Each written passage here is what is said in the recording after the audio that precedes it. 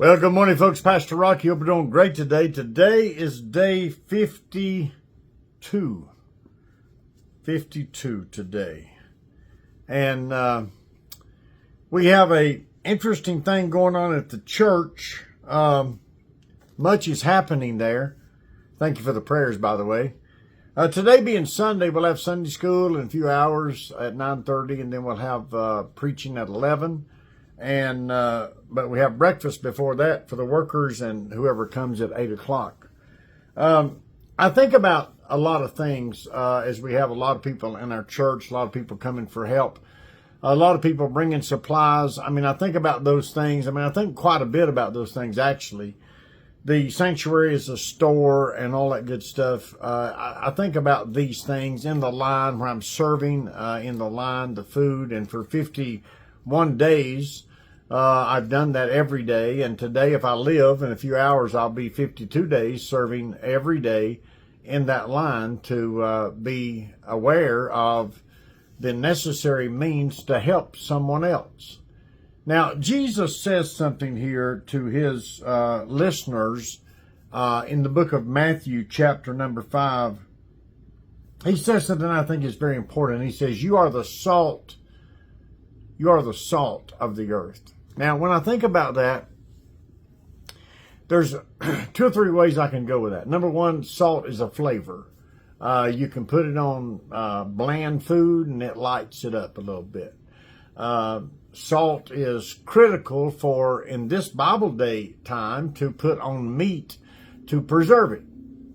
And in the process of preserving that meat, there's a time period that salt is on that meat, that it has been cured out of salt, and the salt falls off into sort of brickly pieces of almost like shard glass or something.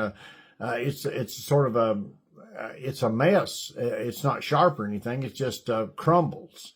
And Jesus says, "You're the salt of the earth. But if the salt has lost its savor, wherewith shall it be salted?" And that's what he's talking about when they put the salt on the meat to preserve it, and it came to the point where the salt had been exhausted and it fell off the meat. It was no value anymore. Because according to what Jesus says, and obviously what we know about studying, it says here, "It's therefore good for nothing but cast out and to be trodden under the foot of men." So what would happen is that the meat would have salt packed around it, and when that salt has lost its ability, it would fall off the meat.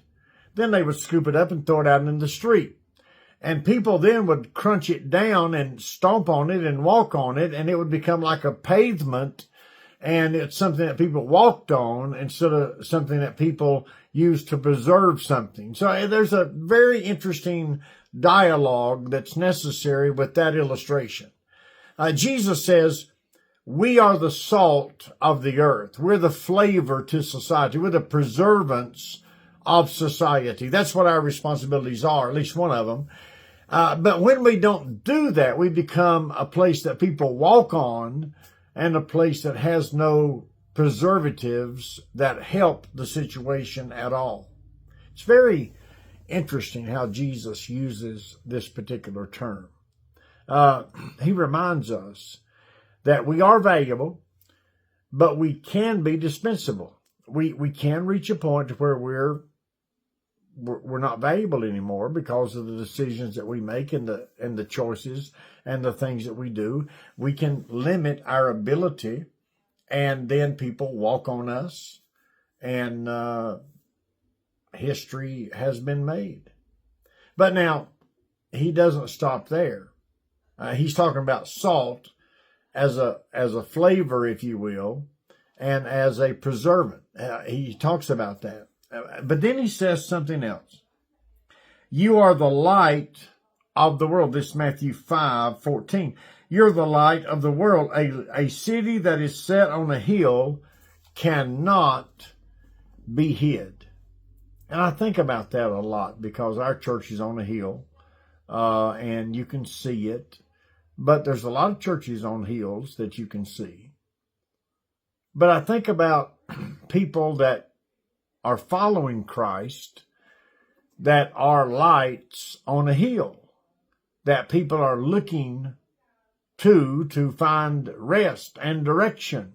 And that's kind of what Jesus says. He says, you are the light of the world, not that you're going to be, or not that you may be, but you are the light of the world. A city that's set on a hill cannot be hid. In other words, we're supposed to be reminded of Calvary's cross, the hill called Calvary, where sacrificial obedience was done, that Christ gave himself for us, that we're to give ourselves for others. A lot to that, more than just a verse or two in the Bible, a whole lot to that.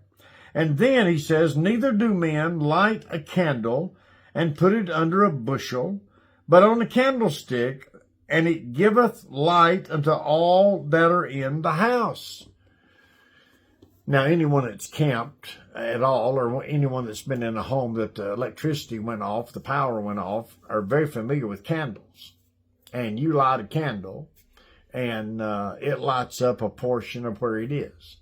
But you move that candle to a central place and put it up on a stand, and it lightens up more than what it did when it was by itself in the corner. And that's what the Lord is saying. We are the light of the world. We are the salt to society. We're not only to flavor society and sustain a society, but we're to shine the light to society to show them where to go and how to live and what to do. Now, that's kind of tough because that's not the easiest thing that you can do. In other words, the way that you do that is to deny yourself, and that's not easy either. We have to be willing. I don't get this. I don't understand this, but I hear it all the time. And never would a person say what I'm about to say to you, but by their actions, this is what they're saying. I'll only do so much. I'm only going to give so much. I'm only going to do so much. I'm only going to serve so much, and then I'm done. Well, I mean, where does that fit in? I mean, I'm going to tell you the fields are white unto harvest and the labors are few. And we need to be about the Father's business. And when I think about this passage, he says in verse 16, let your light so shine before men that they may see your good works and glorify your Father which is in heaven. Whoa, stop the train. Whoa, stop. Pull the brake. Let everybody know we're coming to a screeching stop. What did he say? That your activities, your actions, what you're about, shows people the Father. Shows people the Son. Whoa. You say, well, I thought I was just doing what I could do the time I lived. No. Your example, my example, is not mine at all. It's the example of the grace of God and the mercy of God and the strength of God that I go forward in the name of Jesus Christ. And when I shine my light, it's not for me, it's for Jesus Christ. When I get weary, which we do, and this is 52 days today, that's okay. That's okay. Because God gives the increase. So wherever you are, shine on. Whatever you're doing, stand strong. Don't let anything knock you off of that candlestick.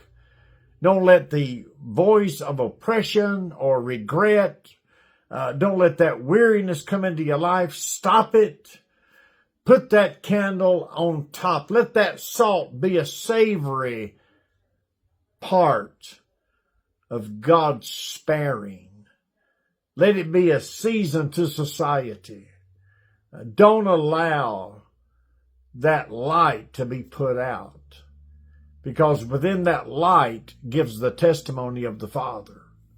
Wow, that's big stuff. If you think about that and do it, God will bless you for it. God bless you. We love you. See you soon.